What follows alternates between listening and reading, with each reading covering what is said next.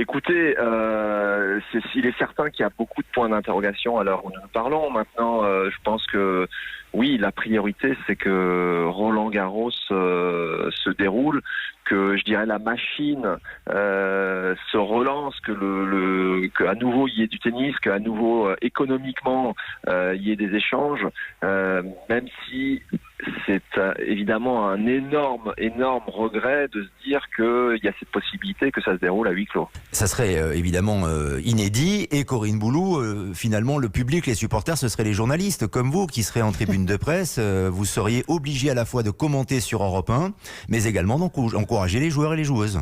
Ouais, mais ce ne sera pas une obligation. Hein. Je peux vous dire que ça sera un réel plaisir que de retrouver le tennis, que de revoir des matchs, même à huis clos. Alors évidemment, ça perdra un peu de son sel et d'avoir, même si à Roland-Garros, franchement, il y a certains matchs qui se déroulent devant 15 personnes, hein, de temps en temps, en début de tournoi en tout cas, le matin ou à l'heure du déjeuner.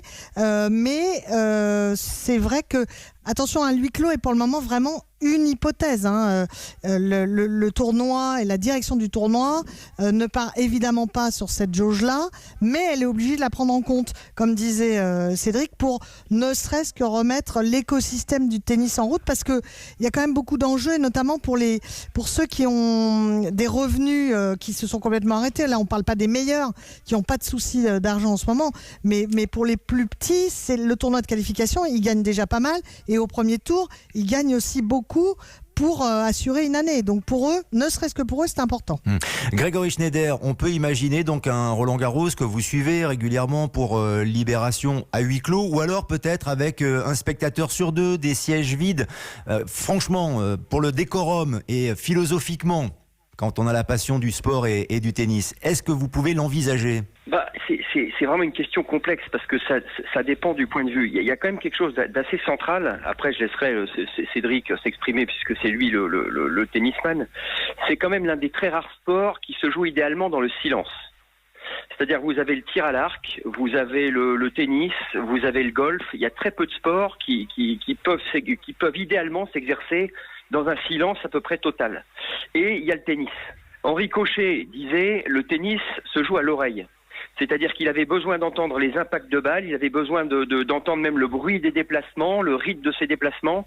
C'est-à-dire que c'est d'une certaine manière, le public, dans l'échange, n'est pas invité. C'est-à-dire qu'il y a quelque chose, il y aurait presque quelque chose de normal ou d'organique enfin, je m'entends, mais à voir des tennisman s'exercer seuls. Après, il faut aussi contredire ce que je viens de raconter, c'est pour ça que c'est si complexe. C'est qu'on voit qu'il y a des champions qui se sont construits avec le public ou contre le public. Corinne a sans doute 1000 exemples de matchs où le public a une influence. La dernière finale de Wimbledon, Djokovic utilise le public en se disant « je vais jouer contre le public ». Et c'est ce qui lui donne la victoire contre Federer. Il l'a expliqué après. Donc c'est vraiment très complexe. Les joueurs, a priori, ont besoin de silence et ils ont aussi besoin du public. C'est très paradoxal comme sentiment. Le joueur Cédric Pioline aurait préféré un silence total ou alors justement être galvanisé par le public sur des points importants, par exemple, Cédric ?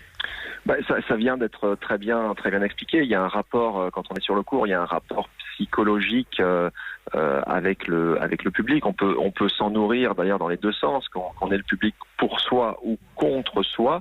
C'est une source d'énergie. Ça peut avoir une influence sur le cours d'un match. Un joueur, et bon, maintenant même c'est un petit peu moins répandu. Je vais peut-être plus parler de mon époque ou de l'époque précédente, mais enfin il y avait des joueurs qui aimaient bien, excusez-moi l'expression, mettre un petit peu le bordel en allant discuter avec l'arbitre, le public s'en mêle, du coup ça lui donne le temps de récupérer, ça peut déstabiliser l'adversaire. C'est un petit peu moins répandu aujourd'hui, mais imaginez bien, je sais pas, un match sur, on va parler plutôt des cours centraux ou du central, avec un joueur qui fait un superbe point et qui d'un coup va serrer le point pour s'encourager, et puis normalement il y a des clameurs qui partent des tribunes, et puis là rien, rien, le silence, la mouche qui vole. Donc ça va être très ça va être très particulier pour les joueurs si jamais ça se déroule de cette manière. Mais j'ai envie de dire que ce sont des circonstances qui sont vraiment exceptionnelles. C'est du jamais vu dans l'histoire du monde. Donc qu'il y ait des mesures exceptionnelles également pour pouvoir relancer. Corinne parlait de effectivement des joueurs, des qualifications, mais je crois que c'est l'écosystème d'une manière générale, les partenaires, les droits télé. Enfin après ça va être le chien qui se mord la queue, quoi. Tout s'autofinance en fait. Chacun apporte sa part et puis les joueurs ont évidemment du prize money à la fin. Donc il faut que tout le monde puisse participer. Et c'est vrai que si jamais le public n'est pas présent, en tout cas pour le tournoi de Roland-Garros, ça sera une perte assez importante parce que je pense que ça va être plus ou moins entre 25 et un tiers des revenus du tournoi. Donc de toute façon, ça sera une perte.